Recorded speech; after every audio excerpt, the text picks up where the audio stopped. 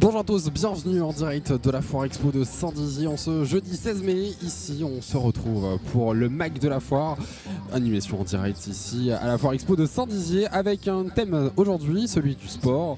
Je reçois tout de suite deux invités sur ce plateau. Il s'agit de Christian Gontier, vice-président de la Slider Tribu. Bonjour. Bonjour, merci de nous accueillir. Merci à vous de votre présence. Et Julien Jupilla vous accompagne, il est agent de développement pour la Slider Tribu également. Bonjour, merci pour l'accueil.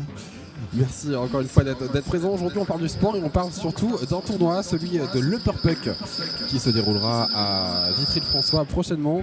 Ça sera du 7 au 10 juin prochain. Est-ce que vous pouvez nous en parler justement de ce tournoi de l'Upperpuck ? C'est un tournoi de roller hockey, donc c'est un sport qui est issu de la glace, du hockey sur glace, avec des règles un peu différentes et le nombre de joueurs un peu différents. Et ce tournoi existe depuis, on va fêter la 12e année. Donc ça amène tous les joueurs de toute la France, mais pas que. Il y a aussi des Belges, des Suisses, des Mexicains, des Italiens, des Américains qui sont passés sur le tournoi depuis toutes ces années. Donc des joueurs de roller hockey, une discipline qu'on connaît peu et qui vient de partout dans le monde en fait. Oui. C'est bien cet aspect international de ce tournoi. Justement, c'est quoi le roller hockey ? Alors comme l'a dit Christian, c'est un dérivé du hockey sur glace. C'est né dans les début des années 90. Aux États-Unis, quand ils ne pouvaient plus jouer au hockey sur glace l'été parce que les patinoires étaient déglacées. Donc ils pratiquaient leur sport en roller. Et petit à petit, aux États-Unis, ça s'est développé. Maintenant, ça se pratique pendant toute l'année. Donc voilà, c'est un sport qui ressemble fortement au hockey sur glace, avec des règles un peu différentes, des structures qui sont moins coûteuses qu'une patinoire, par exemple, parce que dans n'importe quelle ville, on peut jouer dans un gymnase. Ça se passe dans un gymnase, voilà. C'est ça, ouais. Donc là, par exemple, pour ce tournoi-là de l'Upperpuck, ça se passera où ? Et donc à Vitry-le-François. Donc ça se passera à Vitry-le-François au gymnase des Indes. Au gymnase des Indes, d'accord. Voilà. C'est un gymnase traditionnel ou est-ce qu'il faut un revêtement spécial ? Il y a un revêtement qui est le revêtement que l'on a, c'est un multisport, mais plus adapté au roller hockey, à notre sport. D'accord. Et donc combien de joueurs se rassemble une équipe en fait de roller hockey ? Alors une équipe, c'est 12 joueurs et 2 gardiens de but. D'accord. Il y a 4 joueurs sur le terrain, un gardien. Et c'est comme au hockey sur glace, les changements sont volants et on change toutes les minutes 30 maximum. Tous les joueurs ont changé. Ça dure combien de temps un match de roller hockey ? Alors un match officiel senior, c'est 2 fois 25 minutes avec arrêt de jeu. Ok. Et donc ces matchs justement qui vont se passer donc, pendant le tournoi de l'Upperpuck, combien de matchs, combien d'équipes sont attendues ? Donc là, il y a 18 équipes qui sont attendues pour 57 matchs en 3 jours. Donc c'est un record. Ça fait partie l'Upperpuck fait partie des tournois européens. Donc c'est pour ça qu'il est assez prisé par les grands joueurs d'élite de l'Hexagone. D'accord, donc 57 matchs, c'est une cadence qui est quand même impressionnante. Ça va être des matchs non-stop de 8h du matin à 1h30. Alors, qui organise ça du coup, la Slider Tribu ? Donc c'est la Slider Tribu qui l'organise. La Slider Tribu, c'est le club de roller de Vitry qui existe depuis février 1998. Au départ, c'était du skate et du roller acrobatique. Et ça a dérivé petit à petit sur le roller, randonnée, roller course et roller hockey. Et donc tout ça pour revenir finalement à l'organisation de l'Upperpuck, il y a de ça du coup 12 ans ? 12 ans, voilà. Pourquoi avoir créé un événement comme ça à Vitry-le-François ? C'était l'initiative de 3 joueurs de l'époque qui ont voulu faire un tournoi. Au départ, on ne pensait pas de faire un tournoi international, mais juste réunir 8 équipes. Ça se passait que sur un week-end, pas sur 3 jours. Et ça a pris tellement d'ampleur que petit à petit, ce tournoi a eu de la renommée. Et donc on a plein d'équipes qui font des préinscriptions et on est obligé d'en tirer au sort pour... Voilà, tellement du coup ce tournoi maintenant a une renommée internationale, c'est ça. Et donc Vitry-le-François, est-ce que c'était un atout ou alors une faiblesse d'organiser un tournoi comme ça à Vitry ? C'est plutôt un atout puisque la ville nous suit et notamment elle a inscrit cet événement dans le dispositif Jouer en fête tous les ans et donc la municipalité est derrière nous. D'ailleurs le gymnase qui était rénové en 2014 par la communauté de communes l'a fait aussi pour ce sport-là, pour qu'on soit un peu plus spécialisé, peut-être. Un peu plus spécialisé. Donc, oui. Le terrain, les balustrades, tout ça, ça reste à demeure. Donc c'est pour ça que c'est important de le faire là. Et ce gymnase-là nous est envié par les clubs du coin. Et vous, Julien, vous êtes joueur justement de roller hockey. Qu'est-ce qu'il y a de différent à jouer au roller hockey plus qu'au football, par exemple ? Les valeurs et d'esprit d'équipe surtout. Le roller hockey, c'est très ressemblant c'est un peu un mélange de hockey sur glace et de handball.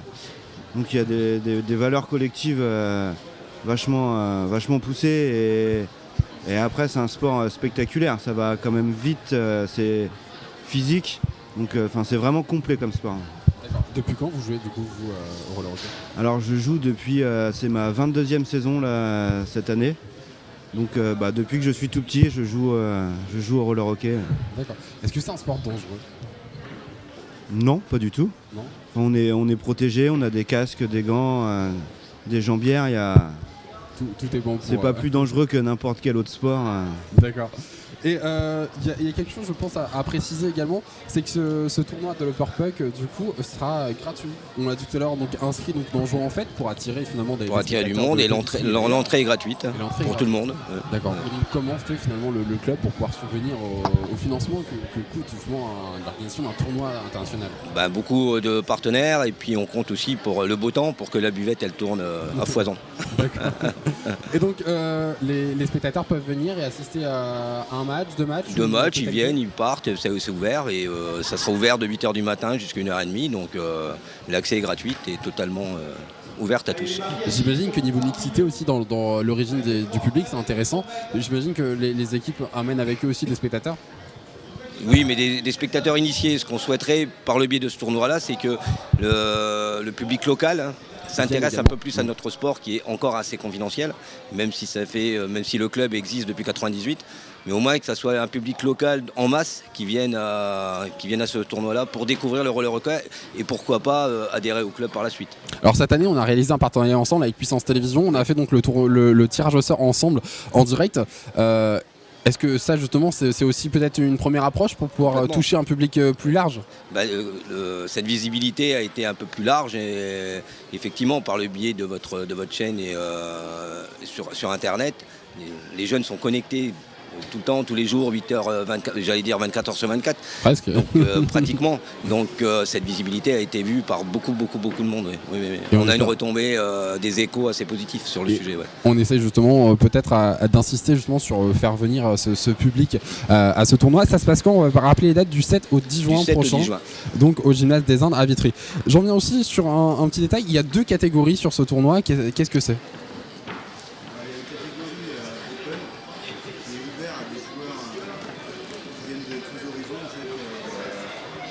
Catégorie National 4, National 3, National... On a un petit souci de micro apparemment, je vais venir près de vous pour vous passer le micro. Comme ça, pour pouvoir entendre la réponse. On va échanger. Allez-y. Alors, donc oui, la catégorie Open, donc, qui est un peu plus faible et ouvert un peu à des joueurs de tout niveau. Donc il y a des joueurs de National 3, National 4, il y a des féminines beaucoup qui jouent aussi. Et il y a la catégorie Platinum qui là est à un niveau vachement plus élevé avec d'anciens professionnels, des joueurs qui sont encore professionnels, des joueurs qui jouent en élite, en N1, en N2, donc ça joue vachement bien. Il y a plein d'internationaux. Donc, Ok. Je reviens avec mon petit micro. On n'a plus de fil sur celui-là, je suis désolé. Les aléas du direct ici à la Foire Expo. Ça veut pas dire que je vous interrogerai plus, Julien, vous inquiétez pas. Je vais me retourner juste 2 minutes vers Christian pour la fin de cette interview. Justement, donc, ce roller hockey et la Slider Tribu, c'est un club qui existe depuis quand? Depuis février 98. 98. Donc on était une petite dizaine de personnes à créer ce club et aujourd'hui on est près de 180. D'accord, ok. Et donc tout ça pour finalement aujourd'hui attirer combien de joueurs dans les rangs de la Slider Tribu?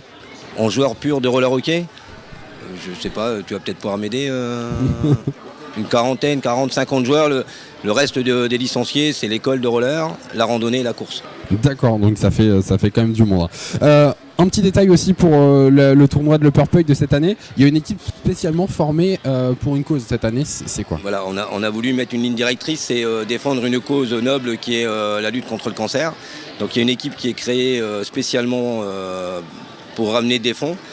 Donc c'est des joueurs qui sont issus un peu du territoire, de Chaumont, de Vitry, de Troyes, dont je fais partie. Donc je serai gardien aux côtés de Ah, Thomas. donc vous allez jouer aussi ? Oui, je vais jouer aussi pour cette cause. Donc voilà, et tous les fonds seront reversés à la Ligue 51. D'accord. Donc il y aura ce match-là, il y aura une tombola, il y aura aussi un partenaire Vitria qui est Top Coiffure qui viendra faire des coupes à 10 € pour tous les joueurs ou tous ceux qui, même le public, qui veulent se faire couper les cheveux ce jour-là. Ça se passera le dimanche et tous les bénéfices sera retransmis en total à la Ligue 51. D'accord. Donc finalement, un tournoi international qui se déroulera du 7 au 10 juin à Vitry-le-François au Gymnase des Indes, avec donc la défense d'une cause qui est donc celle du cancer, de la Ligue contre le cancer, organisée par la Slader Tribu, une association de Vitry-le-François.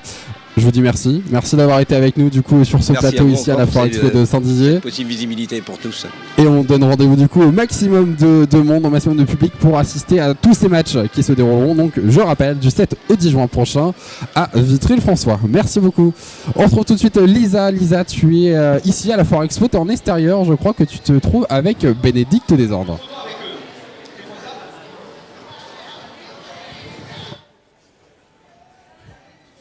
Je trouve Antoine en direct de la Foire Expo pour cette nouvelle année et je suis en compagnie de Bénédicte des Indes qui est organisatrice de cette Foire Expo. Bonjour Bénédicte. Bonjour. Alors du coup, est-ce que vous pouvez nous expliquer comment ça s'est passé l'installation cette année ? Alors l'installation s'est très bien passée, la preuve, la foire est prête là, à ouvrir ses portes dans quelques minutes pour le public. Donc c'est toujours un moment un petit peu stressant parce que voilà, on attend du public nombreux et enthousiastes. En tout cas, c'est le but parce que les exposants ont encore une fois fait un travail admirable de présentation de leurs produits et de leur savoir-faire. Là, je parle des entreprises haut-marnaises et plus généralement de la grande région. Mais je pense que la foire est extrêmement qualitative et dans la variété des exposants qu'on y trouve et dans l'esthétique de leur présentation. Et d'ailleurs, qui dit nouvelle année, dit nouveau thème. Alors, qu'est-ce que vous avez choisi pour cette année ? Alors cette année, on a eu envie de faire voyager un petit peu les bragards et l'ensemble des visiteurs de cette foire. On a fait venir donc un pavillon qu'on a appelé Fiesta Latina et qui va présenter les pays plutôt d'Amérique du Sud. Donc on va y retrouver de l'artisanat péruvien, argentin, colombien, brésilien évidemment. Voilà. Et donc pour démarrer très fort dès la première journée, donc ce jeudi soir, il y aura déjà un spectacle équestre sur le thème du Mexique, des déambulations et des spectacles de mariachi, donc déjà ça va nous mettre bien dans l'ambiance. Et d'ailleurs, quel est le programme de cette journée pour donner envie à nos téléspectateurs de venir faire un petit tour à la Foire Expo en ce jeudi après-midi ? Alors voilà, justement, comme je viens de vous le dire, ce sera bien sûr profiter des installations gratuites pour les enfants, donc avec les châteaux gonflables, etc. Les chevaux vont arriver, là, puisqu'on est à quelques minutes de l'ouverture, ils sont en train de se préparer, de se faire beau. Les cavalières également, donc le spectacle sera plutôt magique. Et puis après, les mariachis au moment du midi et plus tard dans l'après-midi, avec en temps fort cet après-midi, l'inauguration officielle avec les élus. Voilà, donc pour la foire. Et bien donc voilà pour le programme de cette journée sous le soleil. Donc là on a vraiment une ambiance latine. Saint-Dizier se met directement à l'heure du Brésil et des autres pays exotiques.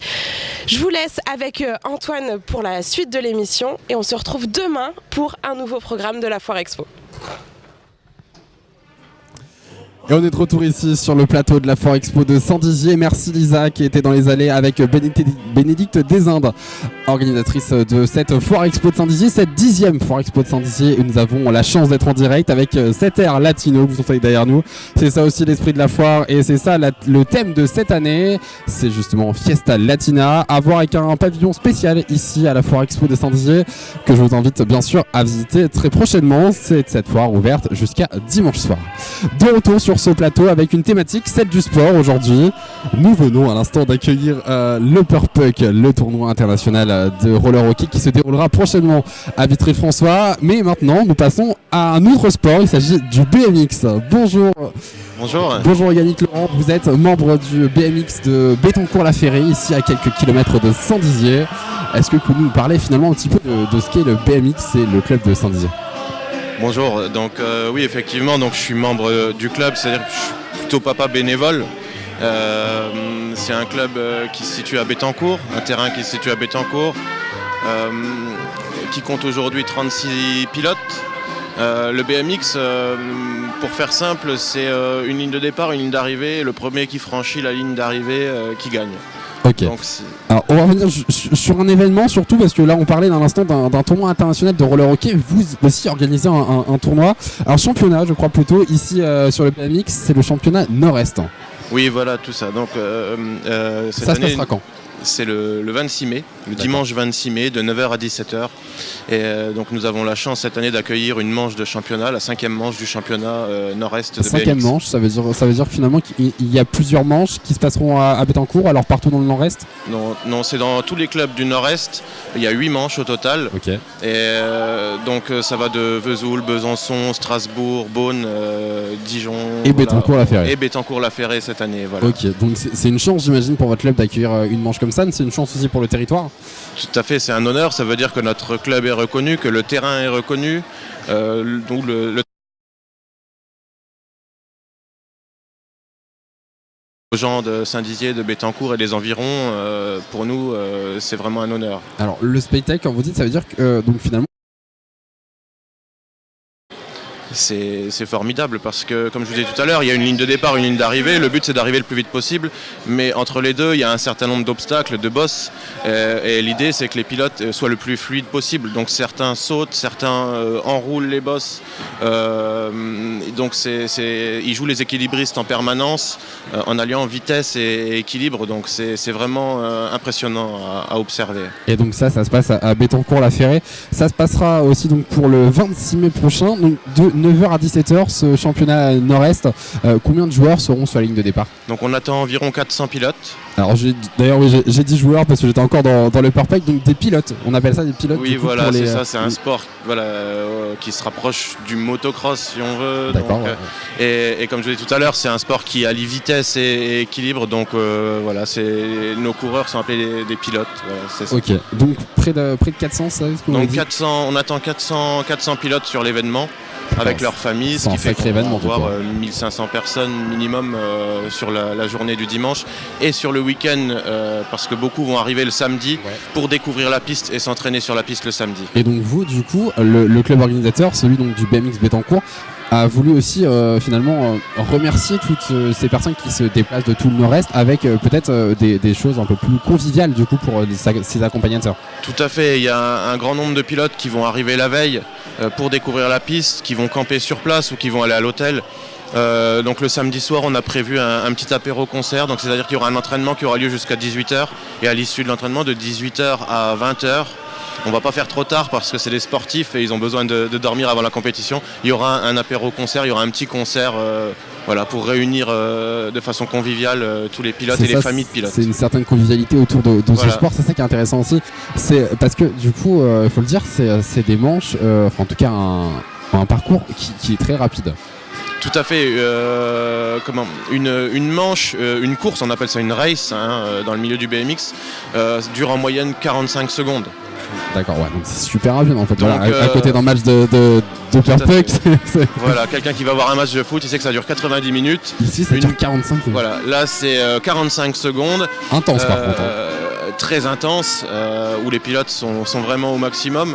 Ils font minimum 3 manches. C'est-à-dire que le pilote qui se déplace, il fait 3 manches. 45 secondes. Et voilà. Et à l'issue de ces manches, c'est les 4 meilleurs de chaque manche qui sont conservés pour aller en quart de finale, demi-finale et finale. Donc, il y a un système de points, c'est ça qui s'attribue à chaque pilote. Le championnat, c'est un système de points. Donc, à chaque course, chaque pilote qui se déplace sur les différentes manches de championnat va engranger un certain nombre de points. Et à l'issue de la saison, à l'issue des 8 manches, les 8 manches de championnat, c'est le pilote qui aura le plus de points qui sera élu champion du Nord-Est. Donc finalement, c'est quoi le secret? C'est de participer à un maximum de manches, c'est ça? C'est ça. Pour avoir le maximum de points. C'est ça. Donc il faut venir à Bettencourt pour tous les pilotes. Donc 400, mais également donc les pilotes et le public qui est important du coup dans ce genre de sport. Ça fait partie, j'allais dire, du décor, mais c'est ça. Il faut du monde qui encourage. Il faut du monde qui encourage. On a un terrain qui a l'avantage d'être au milieu d'une commune et pas excentré dans une zone ou un terrain vague à l'écart d'une ville. Donc là, il y a des villages, il y a Saint-Dizier. On attend vraiment beaucoup de monde pour venir observer ce spectacle. Le 26 mai prochain. Une piste justement. Donc vous, du coup, avez fait partie de l'équipe pour la rénovation finalement et l'entretien de cette piste.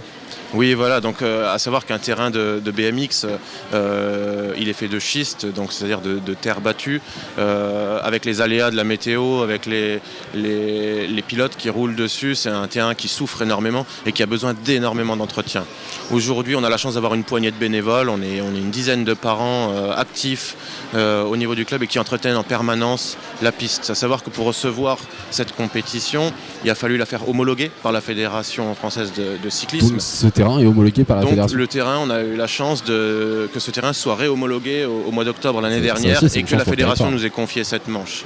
Donc ça fait partie des belles choses, une fierté qu'on ait pu obtenir cette année d'avoir fait réhomologuer cette piste. Je trouve ça important aussi que les gens connaissent aussi cette chance du coup d'avoir ce terrain homologué juste ici à Bettencourt-la-Ferraie, à 5 minutes même pas de Saint-Dizier. Et justement aussi, vous parliez tout à l'heure de bénévoles actifs, souvent des parents de pilotes. Ces bénévoles, vous en recherchez aussi d'autres pour vous accompagner dans ces tâches de rénovation, mais également tout ce qui va dans la vie du club? Oui, tout à fait. Tout club, toute association a besoin de bénévoles pour pouvoir fonctionner. On cherche des bénévoles, on cherche des pilotes dont les parents viennent s'investir aussi au sein du club. Aujourd'hui, on a 36, je vous parlais tout à l'heure de 36 pilotes. L'idée aussi, ce serait d'attirer de nouveaux pilotes, d'attirer de nouveaux jeunes qui ne connaissent pas ou qui n'osent pas franchir la porte du BMX à Bettencourt pour pouvoir faire plusieurs catégories de jeunes pour s'entraîner. Là, on a 36 pilotes, mais qui vont des petits bouts de choux qui ont 5 ans jusqu'aux personnes les plus âgées qui vont avoir un peu plus de 40 ans. On voit derrière vous la troupe qui passe pour donner cette petite air latina dans le chapiteau de la Foire Expo. Justement, vous parliez donc des pilotes, du recrutement aussi de ces pilotes. L'âge, justement, vous disiez, ça commence à quel âge le BMX? On a des jeunes qui ont 5 ans. D'accord, et vous recherchez des pilotes jusqu'à quel âge? Tout le temps qu'on peut faire du vélo, tout le temps qu'on n'a pas peur de passer les bosses, on peut venir faire du BMX. Il n'y a vraiment pas d'âge limite, pas avoir peur de tomber, de se faire mal. Comme on dit dans le milieu, en général, c'est plus les bobos au niveau de la carrosserie, qu'il n'y a pas de grosses casses, de gros pépins. C'est les pilotes qui tombent, ils sont un petit peu égratignés, mais il faut pas avoir peur de la vitesse. C'est un peu moins dangereux du coup au niveau des chutes que justement la motocross par exemple. Oui, voilà, tout à fait. C'est un petit peu moins violent. Quoique, le risque, il est plus souvent quand on tombe que d'autres pilotes nous passent dessus. Le risque est présent, bien sûr, c'est sûr. Tout à fait, mais comme dans tous les sports. Quelle est la différence entre BMX et Bicross? C'est la même chose, c'est Bicross, c'est le terme qui a été, c'est le terme français du BMX. C'est un sport très anglo-saxon, très américain, donc c'est le BMX. À ne pas confondre avec le BMX, on parle du BMX Race. Ouais. À ne pas confondre avec le BMX freestyle. Le but du jeu, c'est pas de sauter haut et de faire des figures. Comme je disais tout à l'heure, voilà, c'est d'aller le plus vite possible, d'être le plus fluide possible. Ok, d'accord. Voilà.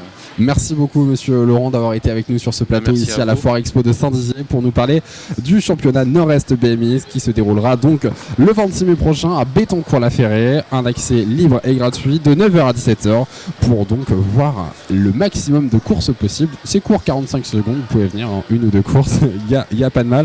Un événement en partenariat avec Puissance Télévision. On retrouve tout de suite Lisa, on parle toujours de sport Lisa, mais on se retrouve dans les allées de la foire avec Séverine de T'Expérience qui nous parle peut-être de thé, j'imagine.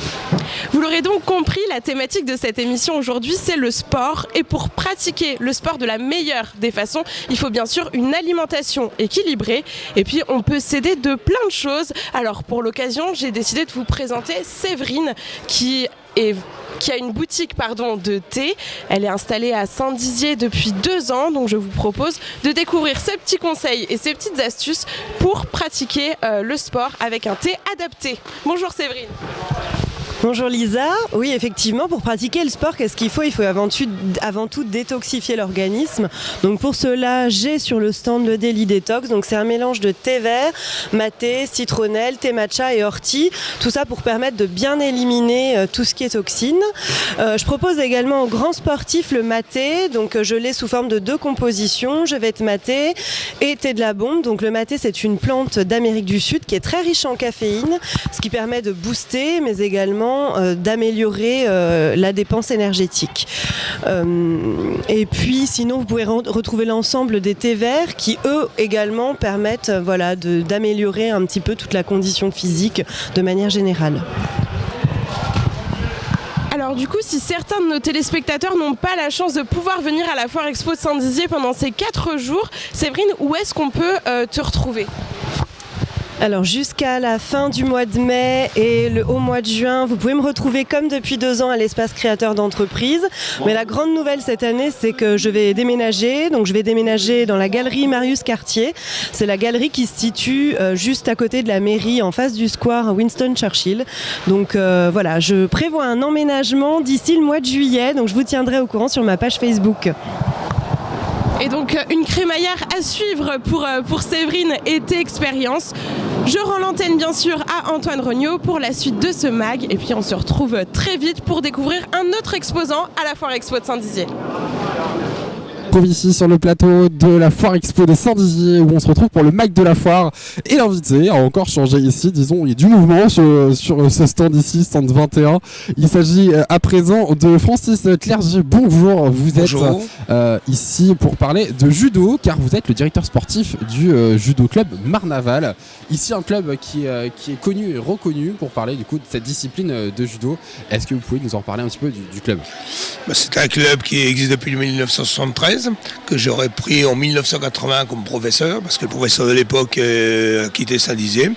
Donc c'était un club qui avait une 40aine de pratiquants. Donc j'ai voulu, à travers ce club qui pour moi, sur Saint-Dizier, il n'y avait pas vraiment de club dominant, je voulais en faire un gros club. Donc c'était un projet que j'avais en tête depuis tout jeune. J'étais athlète de haut niveau, je commençais à décrocher de la compétition et je voulais m'investir au maximum sur une structure de judo, en province principalement. Je suis au Marnais d'origine, du club de Nogent-Basseny. Et donc quand l'opportunité s'est créée, j'ai travaillé sur le club pour le développer comme il en est arrivé aujourd'hui, au bout de 40 ans. Alors vous, monsieur Clerget, vous êtes du coup 7e dan, c'est ça ? Oui. Mais pas que vous, j'ai vu que toute la famille est passée par le judo. Oui, j'ai cette chance que toute la famille m'a suivi.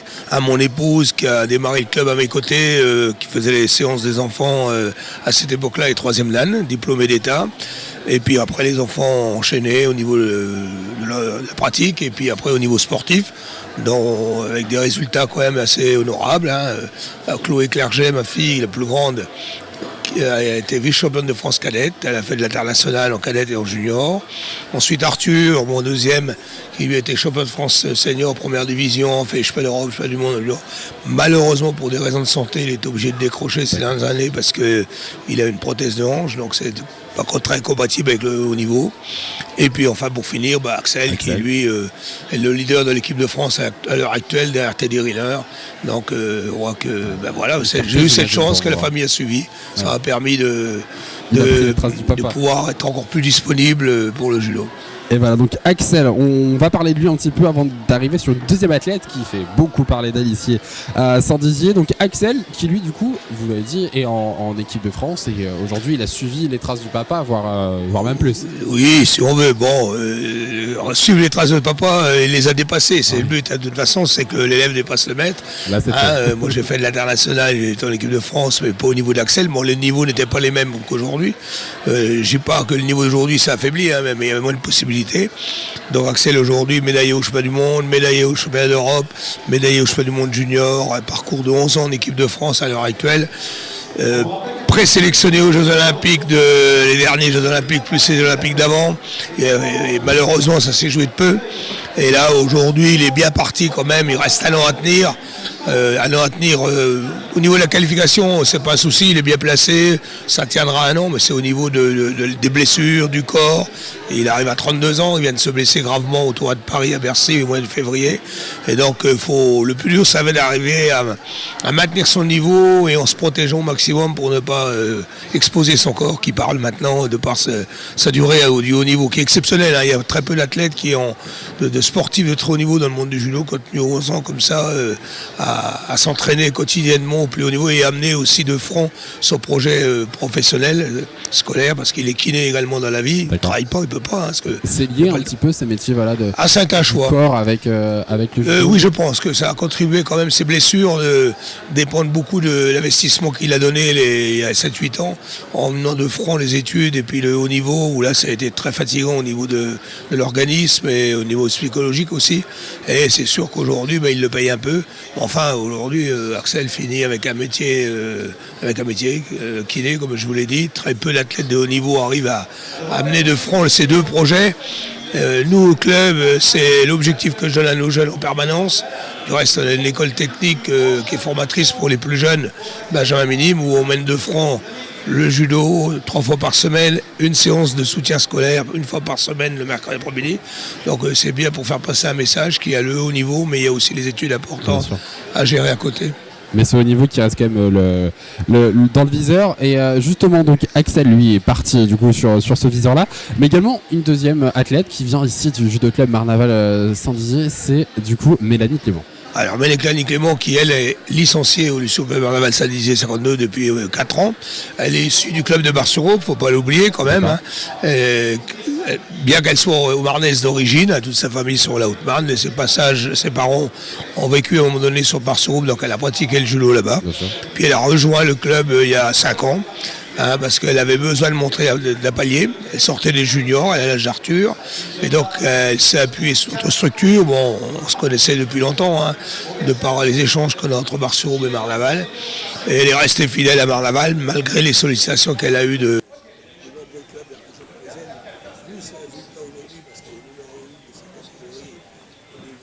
Celui-là ? Et voire même dans les meilleures mondiales. Elle se trouve à la 12e place au niveau mondial aujourd'hui pour la qualification également aux Jeux, à l'année prochaine. Donc grâce aussi, il faut le dire, au soutien de la ville Saint-Dizier et de l'Agglo, qui nous a permis de mener un projet Tokyo 2020 pour pouvoir garder parmi nous Mélanie Clément. Sinon aujourd'hui Mélanie serait partie sur des clubs parisiens et très sollicitée. Et ça permet justement je continue de m'en occuper énormément parce que je vais mardi à Paris pour la suivre. Même si j'en prends un petit œil aussi sur Axel. Donc c'est tout bonus. C'est tout bonus pour nous. Puis Mélanie se plaît dans ce contexte local. Elle aime bien les échanges, elle a un bon relationnel. Là aussi, Mélanie, c'est un exemple aussi dans le projet sportif et scolaire parce que Mélanie est également maîtresse des écoles. Aujourd'hui, elle a un détachement à plein temps de l'éducation nationale où elle fait que s'entraîner, mais pour pouvoir, mais elle ne travaille pas. Enfin, si elle intervient de temps en temps sur l'INSEP pour aider les jeunes en difficulté qui sont au niveau scolaire en préparation des examens, notamment le bac prochainement. Donc voilà, c'est bien pour Mélanie.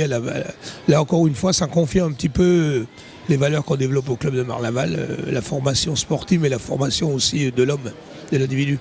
Ok.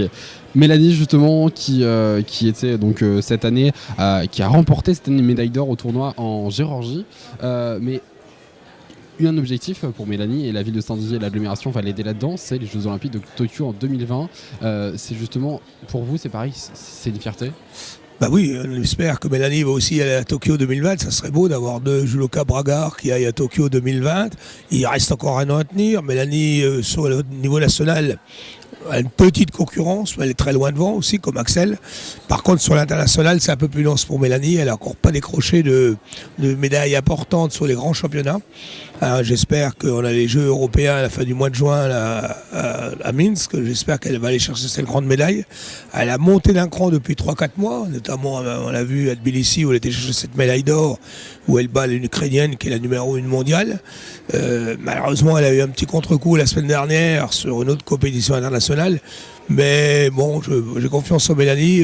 C'est dans le moment où elle est en difficulté qu'elle rebondit le mieux. Donc c'est un bien pour un mal. Donc elle va rebondir sans problème.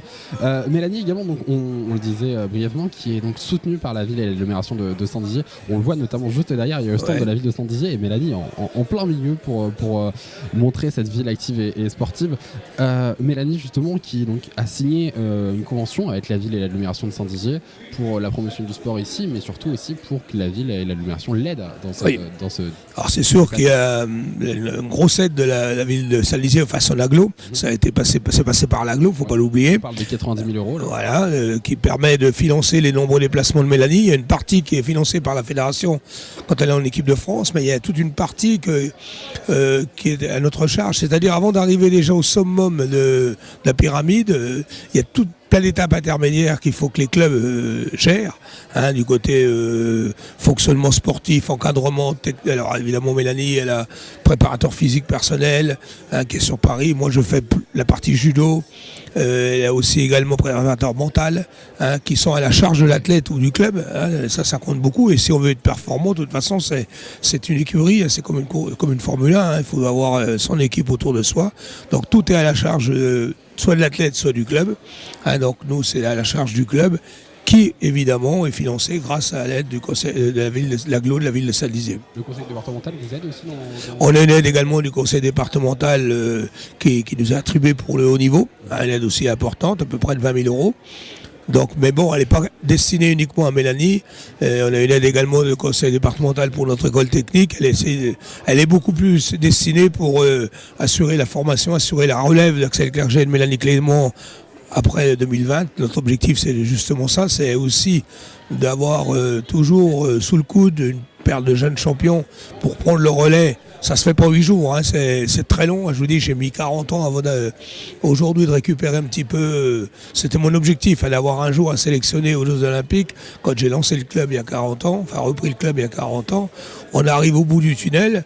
Mais maintenant, après le plus dur, il va falloir continuer. Bon, ça sera plus trop de mon ressort parce que là, je suis en retraite depuis le 1er février au niveau de mes activités professionnelles à la ville de Saint-Dizier, détaché pour le judo. Donc je continue d'être actif au niveau de la vie du club, par rapport à Mélanie Clément, par rapport à cette qualification aux Jeux Olympiques, mais après aussi pour former les enseignants du club à la relève et m'occuper encore de quelques jeunes qui évoluent à un très haut niveau en cadet et en junior. Mais après 2020, après Tokyo 2020, je pense que là après il sera le temps de passer le flambeau aux jeunes. Justement, le flambeau va se passer assez facilement. Vous avez un repreneur derrière Alors, au club, on a une multitude de moniteurs, d'enseignants que j'ai formés, qui sont déjà d'un bon niveau, mais qui ont une activité professionnelle à côté, donc ça c'est très compliqué. Aujourd'hui, si on veut que la personne, ce que j'ai fait durant mes années d'éducateur sportif municipal, il faut qu'elle soit complètement impliquée dans l'activité du judo. C'est du 7 jours sur 7, je dis pas du 24 heures sur 24, mais pas loin. Vous voyez, hier j'étais à Épernay, mardi j'étais à Paris, les week-ends de compétition où je pars à Minsk bientôt, on est parti tout le temps. Donc la personne ne peut pas avoir un métier à côté, il faut une certaine disponibilité. Alors on a Mohamed Wali qui a été formé au club, qui est 6e dan, qui fait maintenant l'office de directeur technique du club derrière moi, que je forme à cette mission depuis le début de la saison.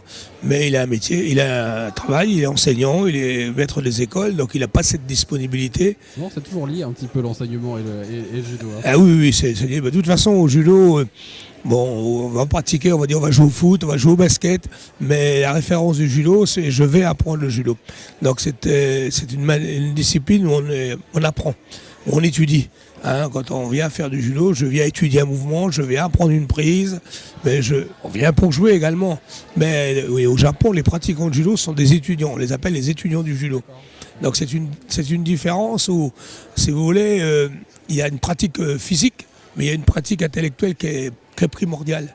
Vous parliez tout à l'heure aussi d'un entraîneur, d'un préparateur mental, vous parliez pour Mélanie, justement pour les JO. Le préparateur mental, par rapport à Mélanie ou Axel, qui est aussi un préparateur mental, c'est surtout par rapport à gérer, si vous voulez, le stress, les émotions, et ils ont aussi à gérer tout ce qui est extérieur, qui pourrait un petit peu à un moment donné leur créer des bâtons dans les roues.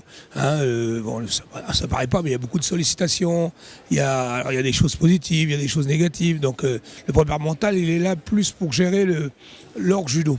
La préparation mentale judo, elle se fait à travers l'encadrement judo, purement. Ça, c'est le plus important. Je pense que pour pouvoir arriver à être performant, il faut un préparateur mental, mais il y a des secteurs que nous, les pros de judo ou les entraîneurs de judo, nous ne maîtrisons pas, mais c'est le hors-tapis que nous ne maîtrisons pas assez. Le tatami par lui-même, on peut le maîtriser, ça c'est pas un souci. Après, il y a aussi le souci des pressions qui s'installent à l'extérieur, que ce soit sportivement, la pression de garder sa place en équipe de fonction, la peur de perdre, etc. Mais ça, c'est le préparateur mental. Nous, on est préparateur mental, mais à travers l'activité par rapport à la pratique. Voilà. Pour les mettre en confiance, surtout dans leur ressenti judo. D'accord, mais c'est vraiment tout un sport à connaître et un sport qui a fait votre vie en fait, monsieur. Oui, et ça s'apprend déjà depuis les plus petites ceintures. Hein. On a, si vous voulez, dans le judo, quand on arrive à la ceinture noire, premier dan qui normalement concrétise une dizaine d'années de pratique pour les plus jeunes, et c'est 15 ans, l'âge minimum pour une ceinture noire. On a ce qu'on appelle au niveau de la formation, le Shingitai. Shingitai, Shin, c'est les devises japonaises, c'est l'esprit. Gi, c'est la technique, et Tai, c'est le physique. Donc, si vous voulez, on est obligé, on est censé en tant que professeur de judo, enseignant, en permanence, durant la formation de nos jeunes qui nous sont confiés par les parents, de mener de front ces 3 secteurs si on va arriver à 15 ans à l'âge de ceinture noire, avoir quelqu'un de bien construit, d'équilibré. D'accord. Merci beaucoup, monsieur Clerget, d'avoir été avec nous aujourd'hui sur le plateau ici à la Foire Expo de Saint-Didier. Mélanie et Axel, malheureusement, ils sont représentés dignement aujourd'hui. De France, donc je vous ai proposé de venir discuter pour eux et j'en ai parlé avant, évidemment. Merci beaucoup, monsieur Clerget. Merci. À tout à l'heure à 18h pour le journal sur Puissance Télévision en direct de la Foire Expo.